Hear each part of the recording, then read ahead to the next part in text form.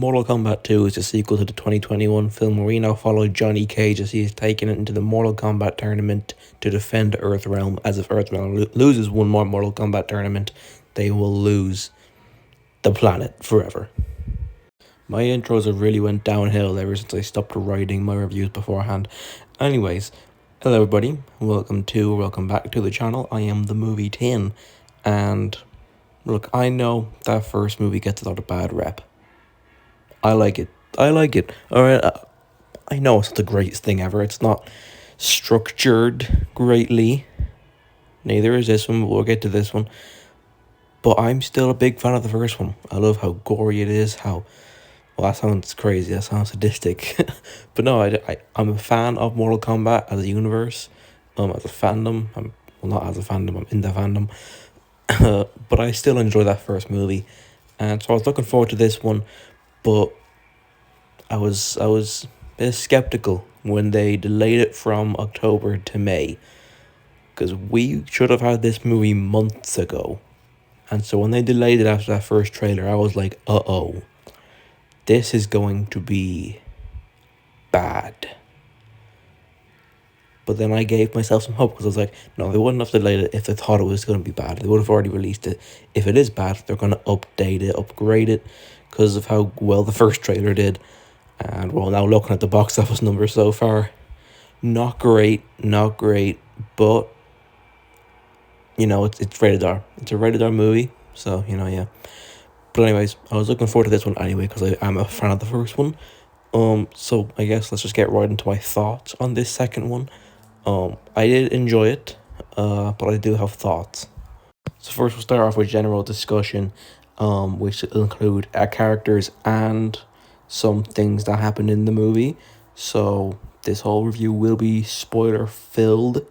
So if you've not watched Mortal Kombat 2 yet, come back, and then we can discuss it together, because this general discussion part will include spoilers right from the get-go. So, yeah, so we'll do that, and then we'll get into positives, negatives, and then I'll just give you my theory on what's going to happen in the third one, even though the ending of this one confirms what happens in the third one, but we'll talk about that at the end of this review. So anyways, let's get straight into general discussion. So starting off here in general discussion, I want to talk about the main character, who was not marketed as the main character of this movie, Kitana, played by Adeline Rudolph. I think that's her name. Sorry if I got that wrong. But yeah, she is definitely the main character. You know, she is the driving force of the movie. She's kind of the heart of the movie, because she has the most personal beef with the villain Shao Kahn, who we'll get to in a while. But the trailers did not market her as the main character. They very much marketed Johnny Cage as the main character, but he isn't really the main character. He's definitely a main character, I'd say even the secondary protagonist, but Kitana is definitely main protagonist, and I'm right with that. She was very good in this movie. I found her story very investing. I was very invested in her story, and I wanted to see her get her revenge on Shao Kahn for what he had did to her whole realm, to her parents, everything. And she eventually got her revenge with a brutal fatality. It was just crazy, but very fun. So I don't mind Kitana as a main character. She wasn't marketed as that, so if you were not, I wasn't expecting it going in. I've even seen people online saying now, the movie's just full of girl power and that's why it's not making money. Shut up. Alright? Even though she wasn't marketed as the main character, that doesn't mean anything.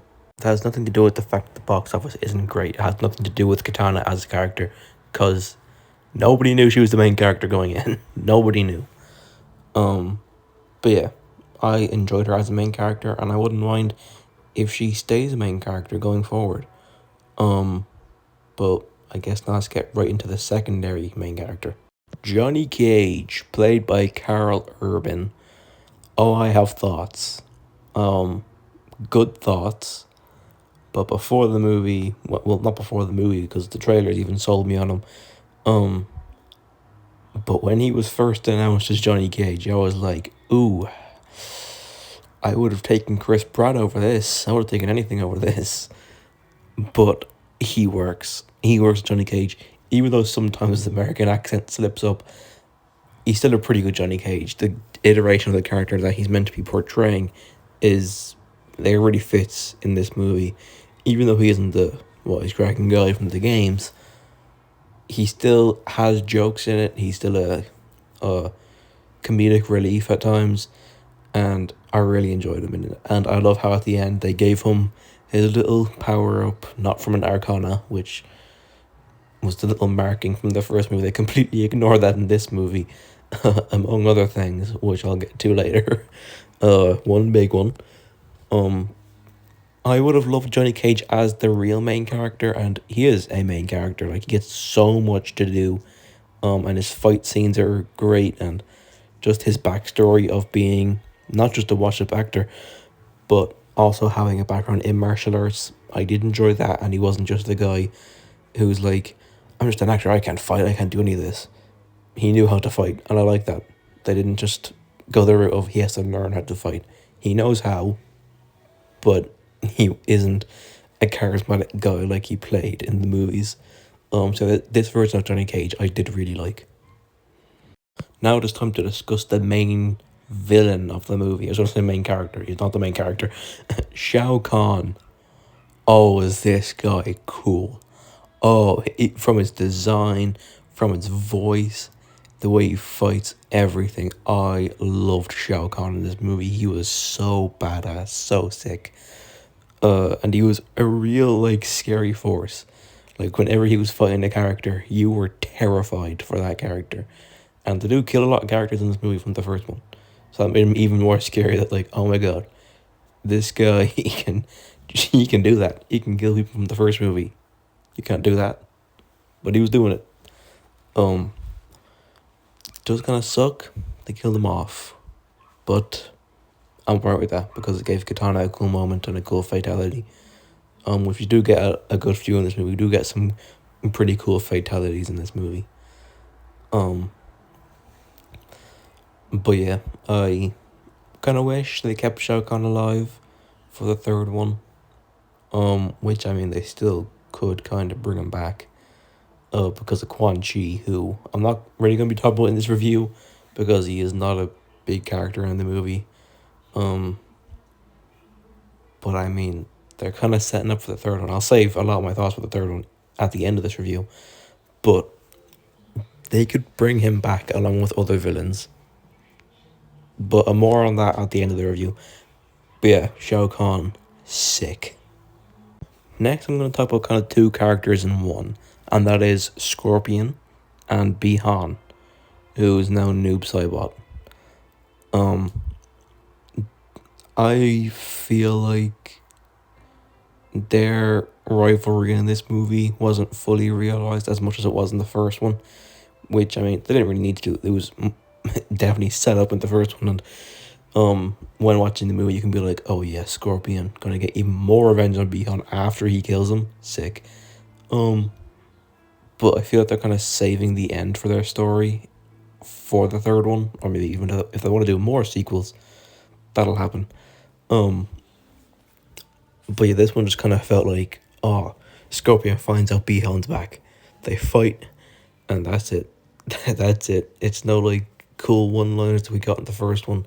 It's just they see each other, they fight, and then the movie kind of ends after their fight. I would have liked a bit more from them in this movie. Scorpion didn't get a lot to do, neither did Bi-Han. Although Bi-Han was cool the way he could like, obviously split into two. That was cool. I like the way Scorpion dealt with that. They didn't kill off. I'm just gonna say Noob Saibot. They didn't kill off Noob Saibot in this movie. He fell off like a platform in the Netherrealm, and we didn't see where he went. So he's still alive, and obviously Scorpion's gonna come back in the next one as well. So their story isn't done. But it was cool seeing them fight. I just would have liked a bit more.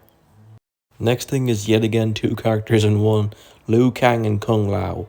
Obviously Kung Lao did not get a lot to do in this movie apart from the one fight scene him and Liu Kang had, which I think probably one of the best fight scenes in the movie, if not the best. Well, I think I have it ranked second best, just because I like the fight between Johnny Cage and Bihan, Scorpion, Kano, and Jade. When all of still the good guys are fighting Bihan. That's really the best fight in the movie, but this is definitely second best. Just the score, the way you felt this fight, like, because obviously these two are so close. And we know that from the first movie, and just seeing them have to fight each other and seeing Liu Kang have to kill Kung Lao.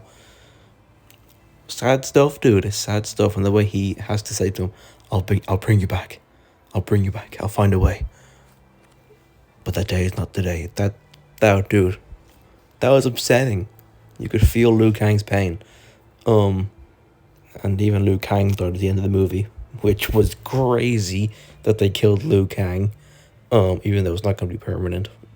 It's not going to be permanent by the third movie. Again, more on that later.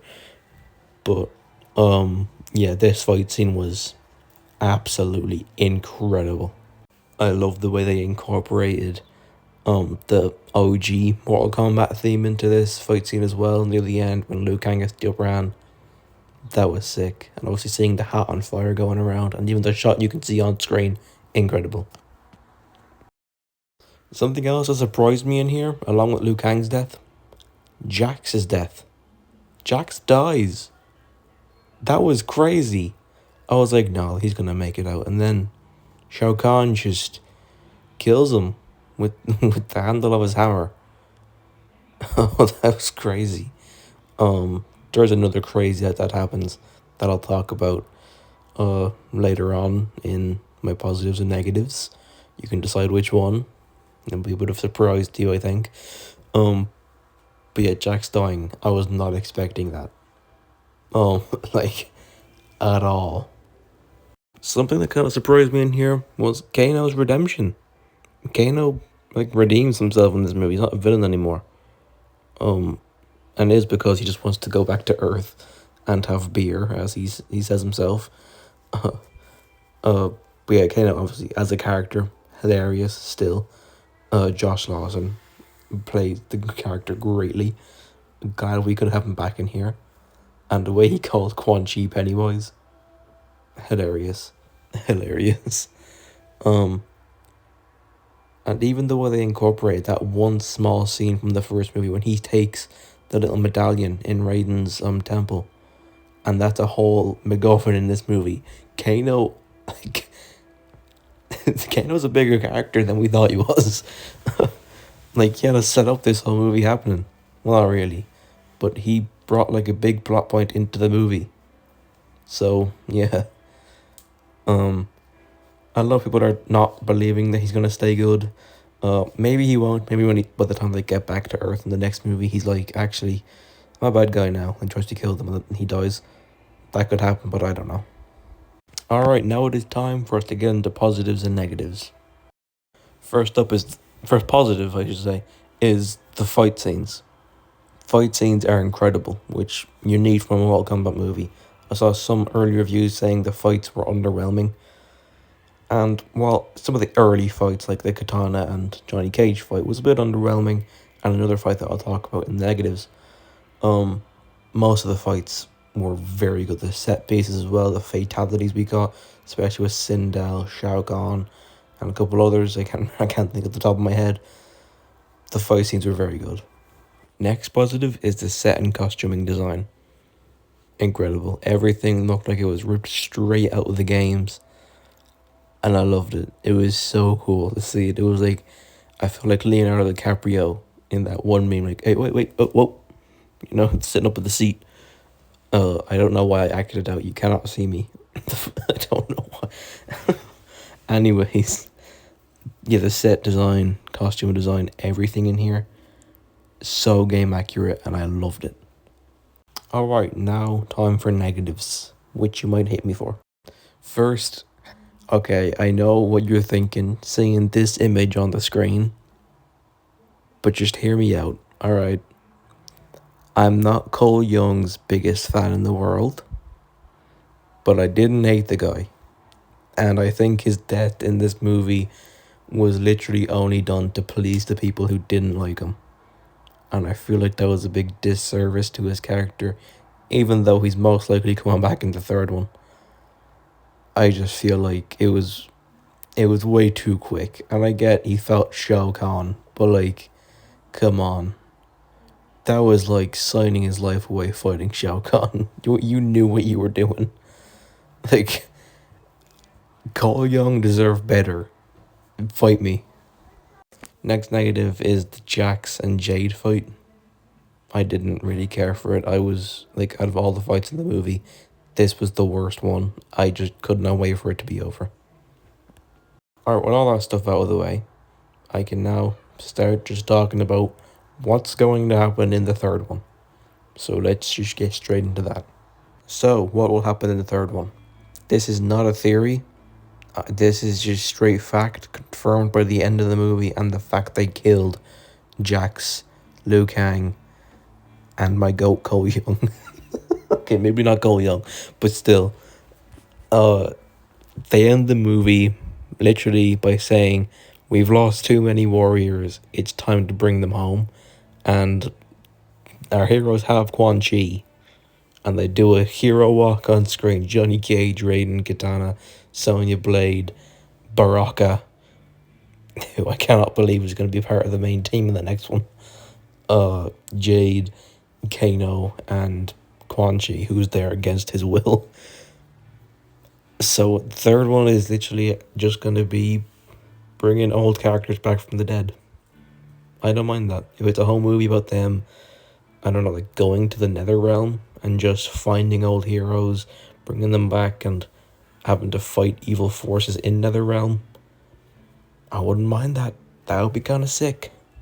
And that could also be a way to get old villains back as well.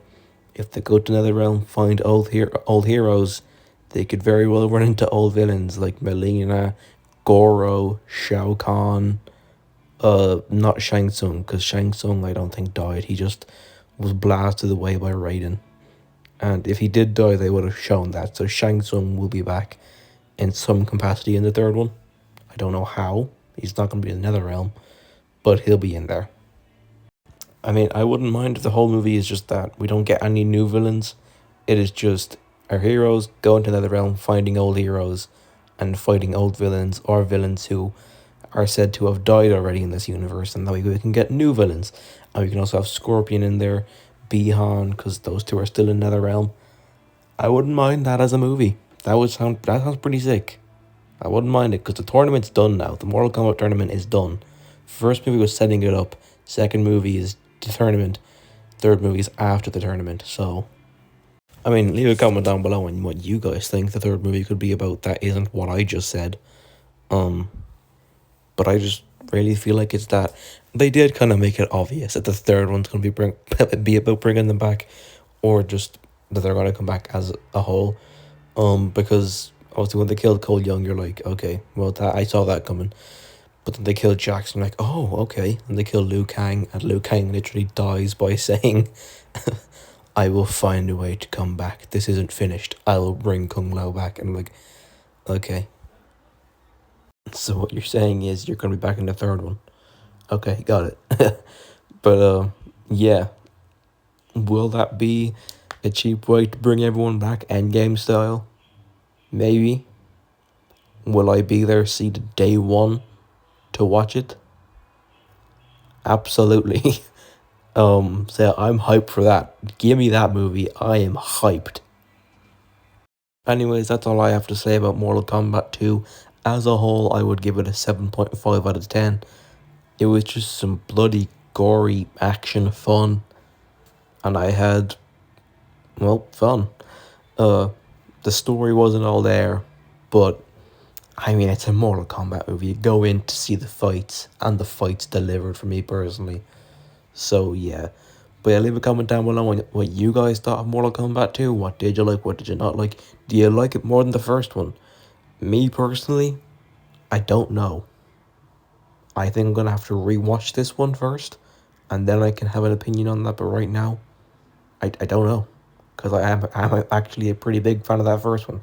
So, yeah. And also just leave a comment down below on what you guys want to see in the third movie. I would love to hear your theories. But anyways, thank you guys for watching. I'll see you in the next one. Like, subscribe if you want to. You don't have to if you don't want to. Bye.